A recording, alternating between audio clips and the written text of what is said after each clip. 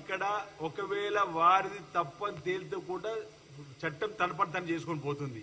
వారికి ఉన్నటువంటి అనుభవాన్ని తీసుకొని వచ్చి అక్కడ పదవి రావడం, ఇప్పుడు అది రాజకీయ పదవి కాదు. ఈరోజు వారికి ఉన్నటువంటి అనుభవానికి అనుకూలంగా ప్రభుత్వం తీసుకున్న నిర్ణయంలో భాగంగా డీజీపీగా ఆయన హయాంలో ఒకవేళ జరిగి ఉంటే ఆయన దృష్టికి వచ్చి ఉంటే ఆయన ఏం చేసిందని కూడా ఇప్పుడు చెప్తాడు. సిట్టు ముందు ఒకవేళ వారికి అవకాశం వస్తే వారు కూడా చెప్పడం కోసం ప్రయత్నం చేస్తారేమో. ఇక్కడ ఏదైతే టెలిఫోన్ ట్యాపింగ్ చేసినటువంటి అంశం పక్కాగా రాజకీయ కారణంతో జరిగింది కాబట్టి, రాజకీయ ముసుగులో జరిగింది కాబట్టి ఈరోజు బయటపడతా ఉంది. కాబట్టి వారు ఎంతటి వారైనా వారిపైన శిక్ష తీసుకుంటుంది ప్రభుత్వం చెప్పే ప్రయత్నం చేస్తా ఉన్నాం.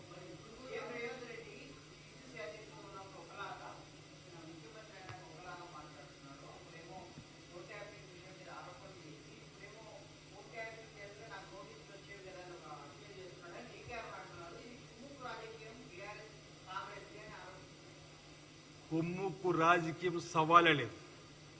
మా కాంగ్రెస్ పార్టీకి ఒకరితో కుమ్ముకు కావాల్సిన అవసరం లేదు. అందులో మా ముఖ్యమంత్రి రేవంత్ రెడ్డి గారికి అసలే లేదని చెప్తా ఉన్నా. ఈ రోజు టెలిఫోన్ ట్యాపింగ్ జరిగింది అనేటువంటి మాట మీకు కట్టుబడి ఉన్నాం.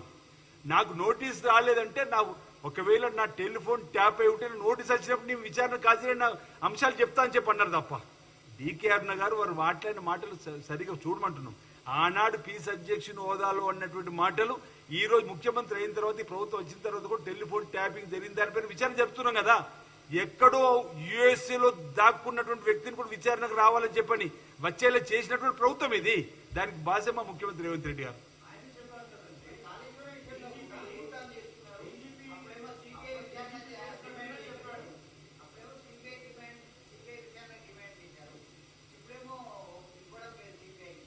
ఇప్పుడు ఆనాడు మేము ప్రతిపక్షంలో ఉన్నప్పుడు సీఎం కేసీఆర్ గారు ఆదిన ఉన్నటువంటి టెలిఫోన్ ట్యాపింగ్ న్యాయం జరిగేటప్పుడు సిబిఐకి ఇవ్వమని ఒక డిమాండ్.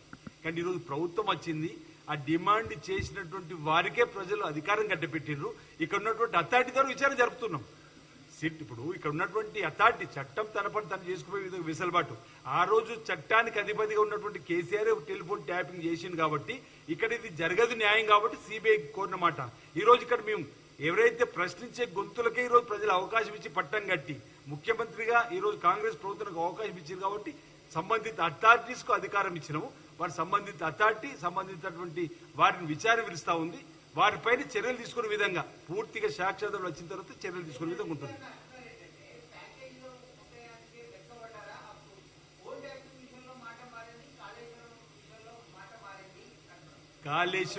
కాళేశ్వరం పైన విచారణ జరుగుతుంది.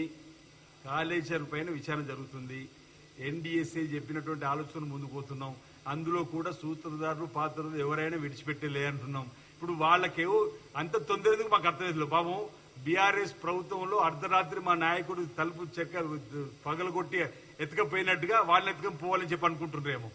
మేము చట్టంలో ఉన్నటువంటి వెసులుబాటు విచారణ ఆధారంగా దోషులను తేలిన తర్వాత తప్పనిసరిగా చట్టం తన పని తను చేసుకొని పోయి వారికి శిక్ష వేస్తుందని చెప్పి అనేక సందర్భాలు చెప్పినాం. ఎందుకు తొందరపాటు మాకు అర్థమైతే లేదు. ఈరోజు ప్యాకేజీలు అన్ని కూడా బీఆర్ఎస్ బీజేపీ గల్లీలో లొల్లి ఢిల్లీలో దోస్తని అనేక సందర్భాలు చెప్పినాం. ఈరోజు కవిత అరెస్ట్ ఎప్పుడైంది? బీఆర్ఎస్ పార్టీ ఇక్కడ పతనం అయిపోయిన తర్వాత ఒకవేళ కవితను ముట్టుకోకపోతే కేంద్రంలో మాకు ఇబ్బంది అని చెప్పని ముట్టుకున్నటువంటి సందర్భంగా అరెస్ట్ ఆ రోజు.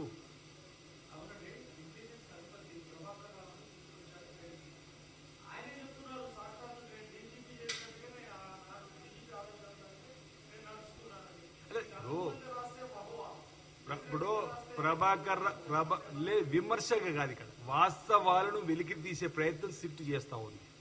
ప్రభాకర్ రావు గారి వాదనలో ఒకవేళ నిజాలుంటే వారు ఇచ్చేటువంటి దానిలో మీరు